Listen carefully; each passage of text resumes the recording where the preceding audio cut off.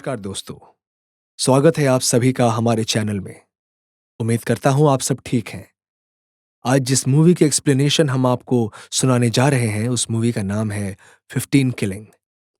जहां पर नॉरिस नाम का एक आदमी बैठकर 18 साल के बच्चे को देखकर उसके पास जाता है और उसका नाम पूछता है। लेकिन वो बच्चा अपना नाम नहीं बताता।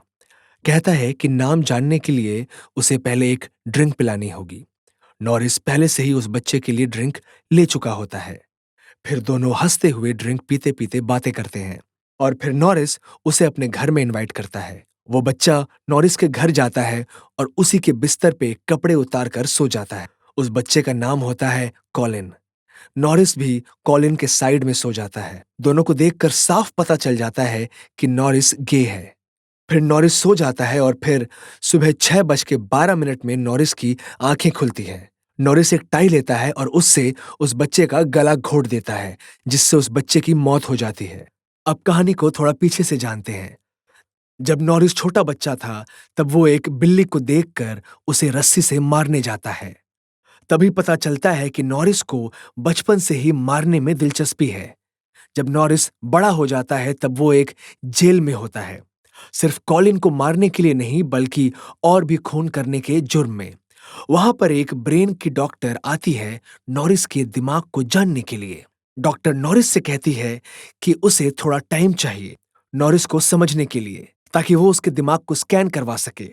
नॉरिस थोड़ी कोशिश के बाद हाँ कह देता है। फिर नॉरिस एक एक करके डॉक्टर को उन लोगों के बारे में कहता है जिन लोगों को उसने मारा, और डॉक्टर उससे उसकी बीमारी के बारे में समझती है। अब नॉरिस अपने दूसरे कत्ल के बारे में कहता है, जिसमें नॉरिस फिर से एक बार बैठा हुआ होता है और एक दूसरे आदमी से बात करके उसको अपने घर ले जाता है।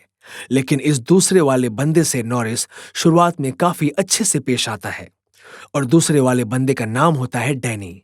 नॉरिस डैनी की बीच बीच में फोटो खींच के तारीफ करता है और हमेशा हंस हंस कर बात करता है।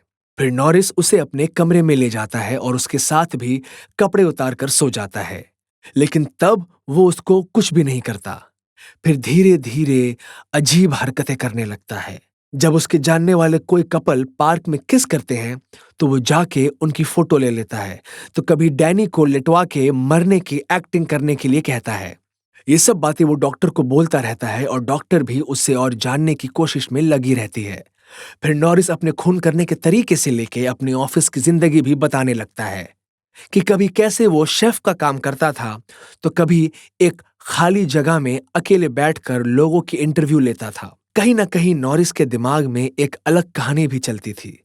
जहां उसकी रोज की जिंदगी में कुछ अजीब लोग आ जाते, तो वहीं नॉरिस का एक दूसरा रूप देखने को मिलता। एक दिन नॉरिस अपने भाई के घर जाता है।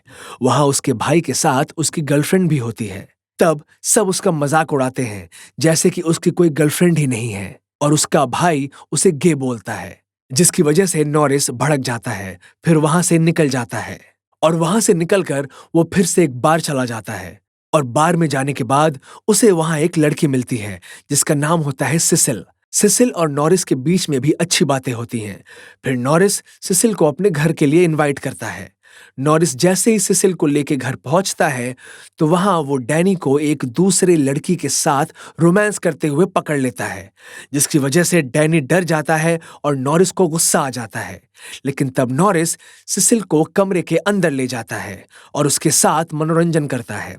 अगली सुबह जब सिसिल जा चुकी होती है, तब डैनी नॉरिस के पास आता है और कहता है कि वो यहां से छोड़कर चला जाए। इन सब चीजों से परेशान होते हुए नॉरिस धीरे धीरे कई खून करने लगता है, और जिनका भी वो खून करता है उनको वो अपने साथ घर पर ही रखता था। कुछ समय उनको नहला के रखता, लेकिन फिर बाद में वो अपने ही घर के फ्लोर के नीचे लोगों की लाश रखने लगता था। वो हर उन लोगों को मारने लगा जिनकी जिंदगी में कुछ ना कुछ गलत या अजीब होता है, और वो नॉरिस से टकरा जाते हैं। धीरे धीरे घर के फ्लोर से बदबू आने लगी और रोज पड़ोसी कंप्लेन करने लगे।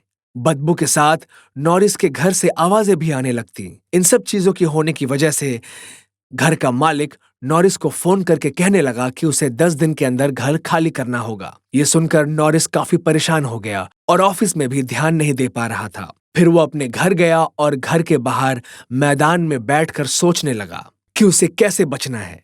नॉरिस घर जाता है और सबकी लाशों को निकालकर उनके टुकड़े टुकड़े कर देता है। फिर शरीर के टुकड़े एक काली थैली में डालकर मैदान में ले जाता है, जहां वो उन कटे हुए लाशों को जला देता है, जिसकी वजह से कोई शक न कर सके। एक बार नॉरिस वहां पर एक ऐसे बंदे को लाता है जिसको वो मारने की कोशिश करता है, लेकिन वो मरता नहीं है और बचकर निकल जाता है। वो डरकर पुलिस के पास जाता है और पुलिस से नॉरिस की शिकायत कर देता है। फिर एक पुलिस ऑफिसर नॉरिस के घर जाता है और उससे पूछताछ करता है।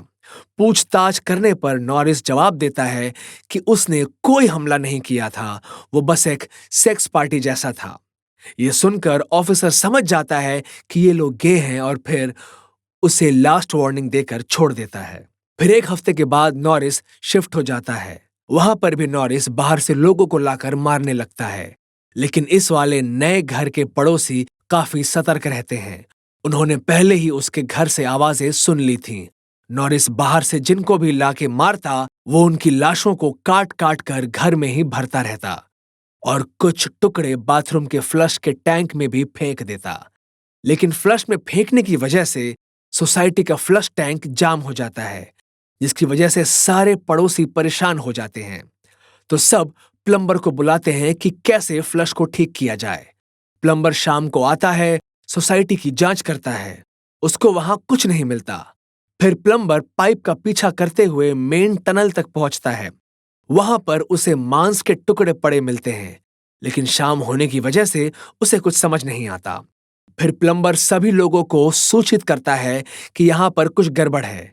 उतने में वहां पर नॉरिस भी आ जाता है और तब प्लम्बर सबको कहता है कि पास के टनल में उसे कच्चे मांस पड़े हुए मिले हैं, जिसका मतलब हो सकता है कि कोई ना कोई ऐसा है जो फ्लश के टैंक में मांस फेंक रहा है। लेकिन वो कौन है, वो उसे नहीं पता। इसीलिए हमें सुबह का इंतजार करना चाहिए, क्योंकि रात काफी हो चुकी है। यह सुनकर सब हैरान हो जाते हैं और नॉरिस थोड़ा घबरा जाता है और सबके सामने ऐसे पेश आता है जैसे ये कोई बड़ी बात नहीं है। फिर नॉरिस वहां से चला जाता है और सब पड़ोसी उसे देखने लगते हैं। फिर आधी रात होती है। फिर नॉरिस घर से निकलता है और चुपचाप टनल के पास आ जाता है। नॉरिस अपने साथ एक बाल्टी और एक डंडा लेकर आता है ताकि वो टनल से सारे टुकड़ों को हटा दे। जब नॉरिस सारे टुकड़े हटाकर घर आ जाता है, तब उसे घर के बाहर एक बुढ़ा पड़ोसी देख लेता है। नॉरिस उसे देखकर कहता है कि वो टॉयलेट गया था, लेकिन तब वो बुढ़ा इंसान समझ जाता है कि इसी ने कुछ किया है। अगले दिन सुबह प्लम्बर आते ही टनल में मांस ढूंढने लगता है।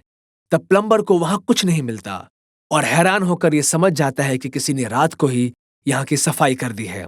प्लम्बर जैसे ही वापस सोसाइटी में जाता है, तब वहां पर उसे वो बुढ़ा आदमी मिलता है और वो उसे नॉरिस के बारे में बता देता है। तब प्लम्बर पुलिस को फोन कर देता है। फिर दो पुलिस ऑफिसर नॉरिस के घर जाते हैं और उससे सीधा पूछताछ करते हैं और पुलिस उससे सीधा पूछती है कि बाकी की लाश कहाँ है। तब नॉरिस समझ जाता है कि अब वो यहां से नहीं बच सकता, तो बिना डरे पुलिस को सब कुछ सच बता देता है कि वो जो लाश ढूंढ रहे हैं वो सब इधर उधर ही रखे हुए हैं। दोनों पुलिस सारे लाशों के टुकड़ों को बरामद करके नॉरिस को अरेस्ट कर लेती है और फिर नॉरिस से पूछती है कि उसने कितने लोगों के साथ ऐसा किया है, एक या दो। ये सुनकर पुलिस के होश उड़ जाते हैं और वो हैरान होते हैं कि ये नॉरिस इतना शांत कैसे है। और कहीं ना कहीं ऑफिसर इस बात से भी डर जाता है कि मीडिया और पब्लिक इनका बुरा हाल कर देगी। तो नॉरिस के अरेस्ट होने से पहले ये सारी बातें जो होती हैं, वो दिमाग वाली डॉक्टर को बता दी जाती हैं। इससे दिमाग वाली डॉक्टर समझ जाती है कि नॉरिस ने क्या किया है और वो क्यों इतना परेशान है। नॉरिस ये मानता था कि लोगों को इन मरे हुए लोगों की जिंदगी से ज्यादा उनकी मौत की कहानी सुनने में दिलचस्पी है और नॉरिस उन लोगों का ही शिकार करता था जो खुद अपने आप को मार रहे थे। पुलिस सारी बात डॉक्टर को सुनाने के बाद दोबारा नॉरिस को अंदर डाल देती है। तो दर्शकों, यहीं पर हमारी कहानी खत्म होती है। देखा आपने कैसे एक नॉरिस नाम का साइको किलर, जिसने चोरी छुपे 15 लोगों को मार दिया। आप इस कहानी के बारे में क्या सोचते हैं वो कमेंट बॉक्स में जरूर लिखें। और अगर ये कहानी आपको पसंद आई है तो वीडियो को लाइक करें और हाँ, ऐसे ही और कहानियां सुनने के लिए चैनल को सब्सक्राइब करना ना भूलें।